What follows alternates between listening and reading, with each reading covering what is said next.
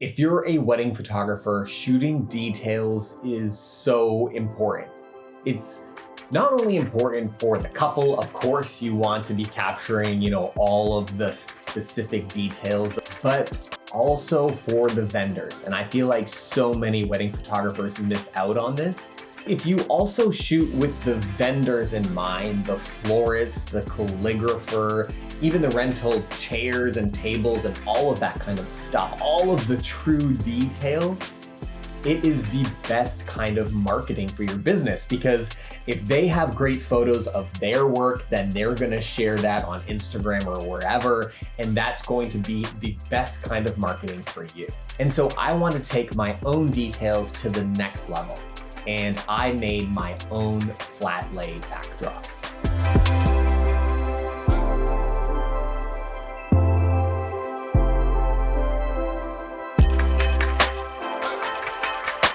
Now, I've already made a video on this channel about what I use to shoot, detail flat lays, often at the beginning of the wedding day. And one of the things that I have used for years are these rigid linen boards. I had two colors, and those were the main things that I used for shooting details. They were from a company called Heirloom Bindery, which no longer exists, but there are a ton of companies out there that make these exact type of things. Now, the difficulty that I had was that while they did a good job, there were some things that kind of bothered me about them. The two things that bothered me was it wasn't just like the perfect color of background. It was just like a little bit different than I really wanted. And also the texture of the material, the texture of the linen sometimes created a little bit of a murraying in the photos and just some kind of weird effects. And so I wasn't sure if it was even possible to fix that, because you are dealing with fabric and that's gonna just cause some issues like that. But I was so determined to make these photos the best possible that I was like, okay, I think I can make my own. So I went and I sourced my own fabric just from a local fabric store. I was searching through all of the piles of linen and different materials that they had, and I did decide to use a linen. And the real inspiration that made me think that I could do this was this stuff that I actually had lying around called heat bond. This is what heat bond looks like. It's an iron-on adhesive. And so it's great for fabric, patches, denim, leather, suede, and appliques. So this is what it looks like. Where I got this from was actually from my university days. We actually used it in a book making class. Yes, in design school, I had an entire class on bookmaking. And we actually used that thing a lot for kind of the cover and putting on material on the cover of a book. And so in my mind, it seemed kind of like the same thing. You get some fabric and then you kind of apply it to some other thing to make it a little bit more rigid to be able to shoot the detail photos on it. And so like any good procrastinator, I had a wedding that I wanted to try this on, and we were traveling for this wedding. And so I decided to push off this project until the very last day before we left. And so I came in here to the studio, I put down my materials, I got an iron from home, and I started by just ironing out both sides of the material. So I actually got two colors. I got kind of a closer to a white and a very neutral, and then something that was a little bit more warmer, a little bit more of an oatmeal color. And a few things that I was very excited about making my own was the fact that I could make it any size that I wanted.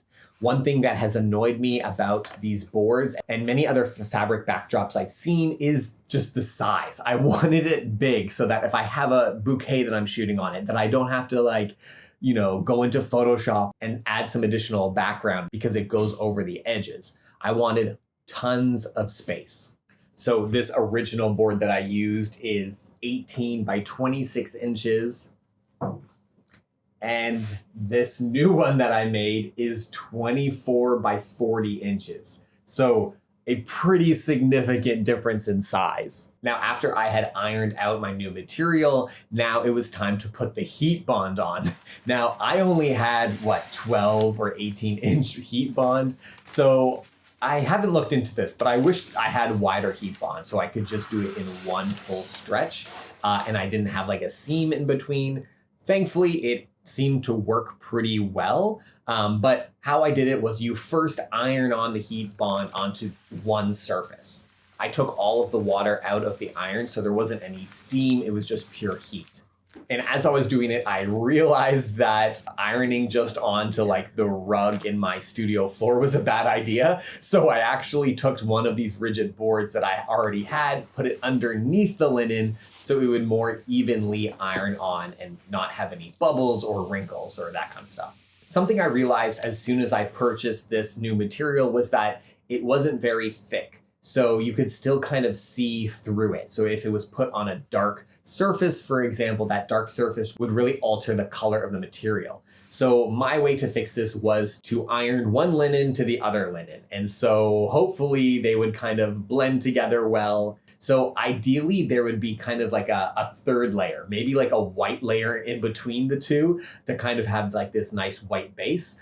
But this first round, I think, worked really well. But I think if I was going to redo this in the future, I would have a third layer to not only kind of make the color really nice, but also to give it a little bit more rigidness so that there wouldn't be as many issues with wrinkling. So I added the other strip of heat bond. I peeled off the backing, and now it was time to apply the second layer.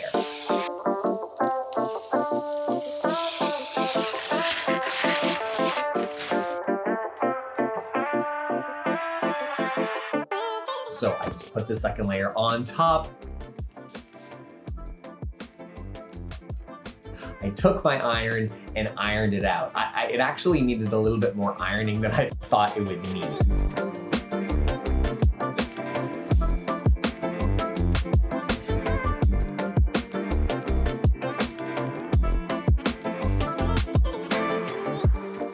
But I trimmed off the excess.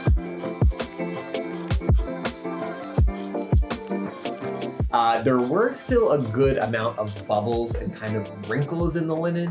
So what I did was I actually turned off all the lights except for one light kind of down low on the floor to replicate that kind of strong side light that I often have when I'm shooting details. And as soon as I turned that on, I realized that this still had a ways to go. There was still lots of wrinkles and bubbles. So I just left that one light on and I continued ironing until everything was really smooth.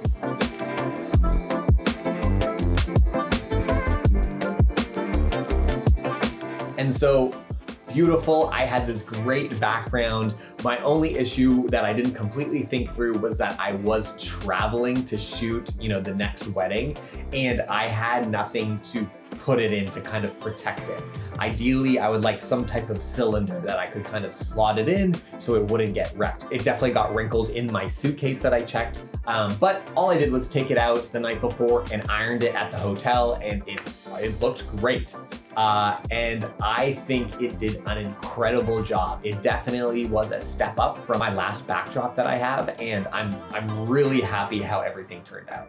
There are still a few fixes and tweaks that I might do maybe in the next couple months, but for now, I think this is going to work really well for the rest of my wedding season.